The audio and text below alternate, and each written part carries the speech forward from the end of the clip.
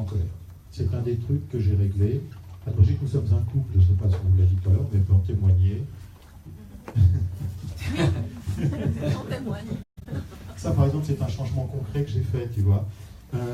Un autre changement, parce que s'engager dans un cheminement de développement personnel, c'est pas seulement régler des problèmes, c'est comme tu l'as dit, ça apporte des choses.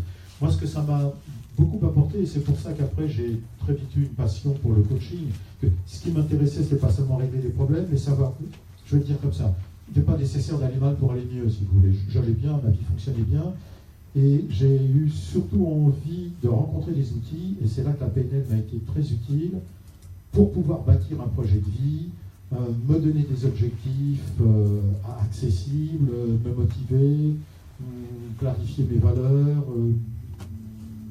clarifier également ma vision du monde. Tu vois. Ça m'a énormément apporté.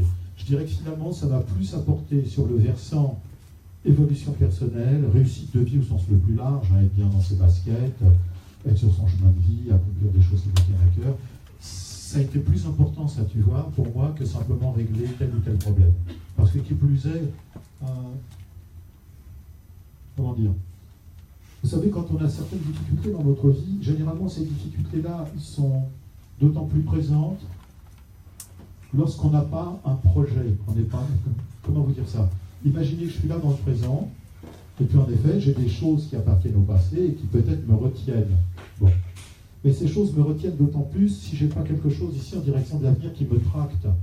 Quand on a vraiment quelque chose qui nous tire en avant, on a un projet de vie, il y a des choses qui nous tiennent à cœur, on a une vision, finalement on n'est pas simplement tiré en arrière par le passé, mais là on est tracté vers l'avant. Et c'est ça que j'ai beaucoup développé dans la vie, tu vois.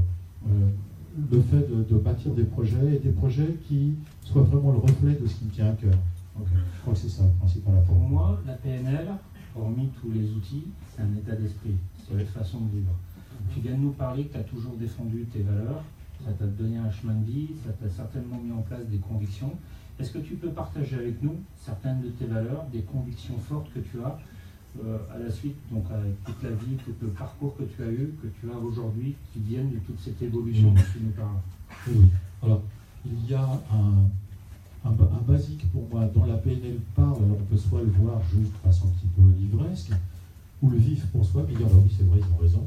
C'est vraiment l'idée que chacun de nous peut apprendre, évoluer, changer. Ça c'est un truc hyper important pour moi, parce que je l'ai vu dans ma vie, j'ai évolué, j'ai appris, j'ai changé. Ça c'est super important pour moi. Et l'autre chose importante, c'est une des choses que je tire de la PNL et que j'ai ancré, si vous voulez, en moi, c'est que dans la vie, c'est bien de traiter ce qui nous freine, c'est très important, tant qu'on ne le fait pas, ça nous plombe, mais c'est peut-être plus important encore de clarifier ce que sont nos forces, nos ressources, et d'avancer à partir de ça, tu vois. Ça m'a été très utile. Je pense que l'une des choses qui rend la PNL unique, c'est qu'on va travailler sur nos talents, nos forces, nos ressources. Moi, j'étais passionné parce que ce que Paul nous a fait faire tout à l'heure, je suis arrivé juste quand il faisait, donc du coup, j'étais chaud bouillant, j'en ai profité, j'ai fait l'expérience. J'ai trouvé vraiment très intéressant d'aller chercher des ressources, puis avec cette symbolique, les passer sur l'argent barrière, qui va symboliser le passé, et puis les transférer dans le présent, dans le futur. Pardon, j'ai trouvé ça vraiment très intéressant. Et donc, l'autre point que j'en ai tiré, c'est de dire qu'on avance mieux à partir de ces points forts que simplement en creusant ce qui va pas. Ça, c'est hyper important, vous savez, c'est... On commence à entendre ça, mais je vous assure que quand moi j'ai introduit la PNL en France, j'ai écrit le premier article qui a lancé la PNL en 1980 dans le journal Psychologie. En fait, j'ai lancé deux choses en même temps, la PNL et le travail de Milton Erickson, qui est un des pionniers des thérapies brèves, pour faire court. À l'époque, dire, mais finalement, on peut prendre appui sur nos ressources, évoluer, etc., ça n'intéressait pas grand monde. C'était déjà difficile à l'époque de dire je suis en psychothérapie parce qu'on disait il doit y avoir quelque chose qui ne va pas, etc. Mais au moins c'était accepté, on comprenait. On ne va pas bien, on va voir un psy. On comprenait.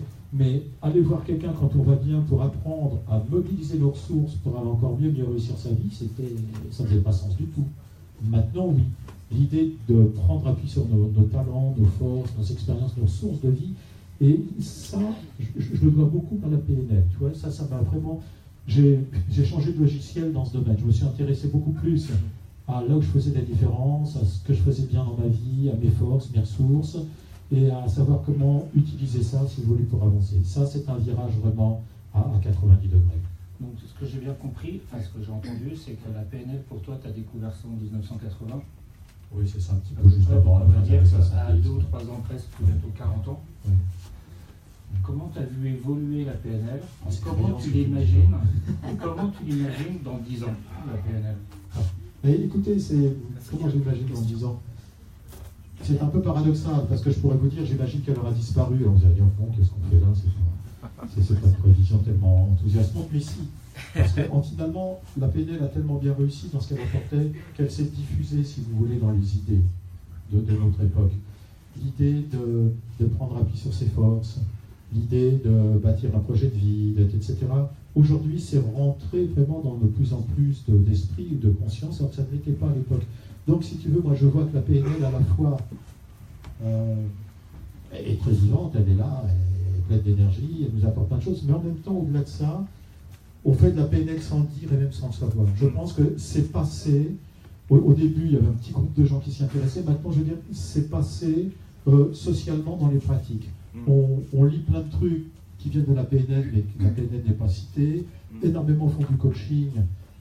Énormément de gens font du coaching, et quand on les voit, ils font de la PNL, mais ne le disent pas forcément. C'est pas parce qu'ils sont cachotiers, c'est parce qu'ils n'ont pas besoin d'annoncer tous leurs outils, mais c'est entré dans les pratiques. Ça s'est énormément diffusé dans le corps social, si vous voulez. Donc je la vois à la fois continuant à évoluer, des gens qui font des recherches, qui proposent des nouveautés, mais je la vois aussi comme se diffusant, si tu veux, sans pour autant l'appeler PNL. Et à ce titre-là, je dirais que c'est une belle victoire, parce que c'est vraiment entré dans les pratiques. C'est-à-dire que ça devienne incarné, voilà. Expliqué, quoi. Oui. Okay. Là, on est allé un peu dans le futur. J'aimerais qu'on revienne dans le passé, et pour retourner dans le passé, je vais inviter Paul avec nous, quoi. Parce que je crois qu'un jour, tu as eu un petit jeune qui a essayé de te joindre, et je voudrais que tu m'expliques un peu le contexte de votre première rencontre, et ce qui s'est passé ensuite. Donc, ce qu'il faut d'abord dire, c'est que pour Paul et moi, c'est évidemment du partenariat professionnel. On a travaillé ensemble pendant des années, mais au-delà de ça, je dirais que c'est surtout une amitié de 35 ans maintenant. Comment c'est? Écoute, le premier souvenir que j'ai, puis Paul complétera, c'est que je venais d'écrire un bouquin qui était le premier bouquin qui avait fait connaître la PNL en France, ça s'appelait Derrière la magie. Derrière la magie. Et pour tout vous dire, en séminaire, un jour, il y avait pas mal de psychanalystes qui étaient curieux, qui venaient voir. Il y en a, c'était à l'époque, il y a encore énormément de lacanien en France. Et puis, le bouquin s'est très bien vendu, on avait vu environ 150 000, je ne sais pas combien, ce qui pour un sujet spécialisé, c'est bien. Et oui, je peux vous raconter ça, puis après je vous raconterai l'anecdote. Mais les gens se marraient comme ça, genre dans un pot. Je disais, mais qu'est-ce qui vous fait rire? C'est pour le bouquin. Ils disaient, je sais pourquoi. Vous savez que les psychanalystes lacaniens aiment beaucoup jouer sur le langage. Bon, voilà. Et lui dit, oui, parce que ça parle à l'inconscient, un truc comme ça. Je dis, oui. Il me dit, oui, derrière la magie du derrière. C'est pas ça qu'il a fait, il faut que ce soit vendu. Maintenant, mais pour revenir à la question, Paul avait lu le bouquin. Et puis, lui-même, qui est quelqu'un qui est un initiateur, qui était en recherche, qui était en ébullition par rapport à tout ça, en lisant le bouquin, ça ne lui a plu. Puis, je le dis parce qu'il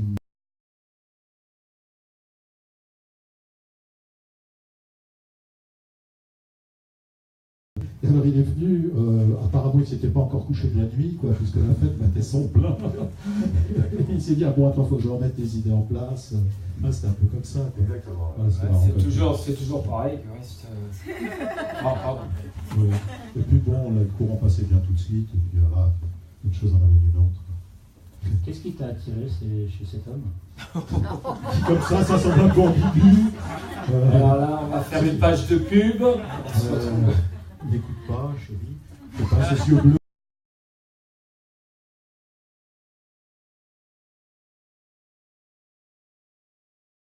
Alors, Alain fait partie des quelques grandes personnes que j'ai eu la chance de croiser.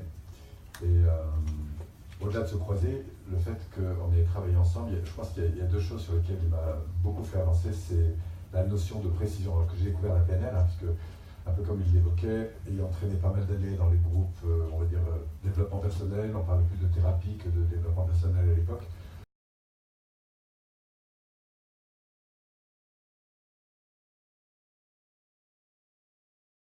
J'aime bien, par exemple, ce qu'on fait, j'ai beaucoup aimé ce que vous avez montré, Brigitte, tout à l'heure, cette approche, mais d'autres aussi qui, souvent, L'idée, c'est plus on peut faire simple, mieux c'est. Et quand on peut arriver à ça, c'est vraiment intéressant. Vous voyez, faire quelque chose de minimaliste, de dépouillé.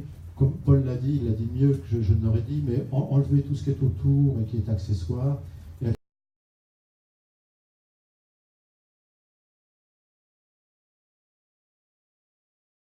Et en fait, l'utilisation des technologies pour apporter au plus grand nombre de gens des choses extrêmement simples, mais qui doivent faire des grosses différences. Moi, ce qui m'intéresserait, c'est faire ce qu'a dit Paul, et qu'on fait, et qu'on veut faire de plus en plus, que quand on a créé l'Institut de Coaching, qui s'appelle en abrégé ICI, l'Institut de Coaching International, point coach, il y a un point coach, vous savez, donc ICI.coach, on a joué à fond, à l'époque, ça fera près de 20 ans, maintenant la carte et les nouvelles technologies, puisque ce qui est dans notre ADN, c'est faire tout, ou presque tout à distance, si vous voulez. Donc on est complètement là-dedans depuis 20 ans. Et ce que j'aimerais donc, c'est rebondir sur ce que dit Paul, et la première chose que je mettrais là-dedans, moi, parce que c'est vraiment notre grand dada en ce moment avec Anne-Brigitte, mais c'est utiliser ça pour toucher le plus grand nombre possible de personnes, pour leur apprendre comment réguler leurs émotions, pour se sentir bien dans leur corps, dans leur basket et dans leur vie au quotidien. Je trouve que c'est dommage qu'on n'apprenne pas ça, on ne l'a pas appris nous, on ne l'apprend pas à nos enfants. Ce serait utiliser les moyens qui peuvent permettre de démultiplier toutes ces interventions pour toucher le plus de gens possible, avec des choses à bas coût, gratuites, pour pouvoir apprendre au plus grand nombre de gens possible, savoir mieux gérer leurs émotions, développer leur intelligence émotionnelle. C'est ce que je ferais. Ce serait profiter de ces technologies-là comme levier pour faire passer, pas seulement des idées, mais des savoir-faire dans ce domaine. Je pense, et ça rejoint un engagement et des convictions personnelles, je pense que le monde irait bien mieux si la plupart des gens qui le composent savaient mieux gérer leurs émotions et savaient mieux faire avec celles-ci. Je crois que c'est en grande partie là que ça se passe, je pense. Dernière question avant de tirer au sort. Vous êtes tous les deux des super formateurs.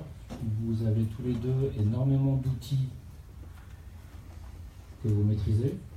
Sur quoi vous avez besoin encore, vous, perso, d'évoluer? Écoute, je me permets de répondre tout de suite parce que j'ai le truc en tête. Moi, j'évolue de plus en plus sur comment simplifier encore et encore les choses. Moi, j'aime bien pour l'instant les systèmes. Et si vous faites de la PNL ou si vous en avez déjà fait avec Paul, vous verrez, on a parfois des systèmes en PNL très très simples qui permettent, par exemple, en posant toujours la même question, d'arriver très loin et très vite. On se dit, waouh, j'en reviens pas des chemins que j'ai fait, simplement avec la même question qu'on m'a posée encore et encore. Là, Brigitte, tout à l'heure, a pratiquement toujours posé la même question. Hein? Qu'est-ce que ça fait dans ton corps? Laisse évoluer les sensations, laisse encore évoluer, laisse évoluer. Je suis fasciné actuellement par les approches qui reposent sur le minimum et le minimum essentiel. Par exemple, on se rend compte que si on prend la même question, on part d'une chose très simple du quotidien, on dit pourquoi je fais ça, on a une réponse, puis après cette nouvelle réponse, on dit à travers ça qu'est-ce que je vis, ce qui est encore plus important, et à travers ça qu'est-ce que je vis. On fait ça 5 ou 6 fois, pouf, on arrive sur des choses essentielles, on dit mais c'est ça qui est fondamental dans ma vie. Alors moi c'est ce qui me fascine en ce moment, c'est tout ce qui est ultra simple, en même temps ultra puissant, si vous voulez. Je trouve ça fascinant. Il y a comme des algorithmes très simples, psychologiques, qui quand on les utilise, débouchent très vite sur des résultats très très percutants, si vous voulez. Et je me dis, pas la peine de le faire compliqué quand on peut faire simple. Donc je gravite le plus possible autour de ça. Voilà. C'est ça, tu vois, ma recherche actuellement. Toi, Paul ?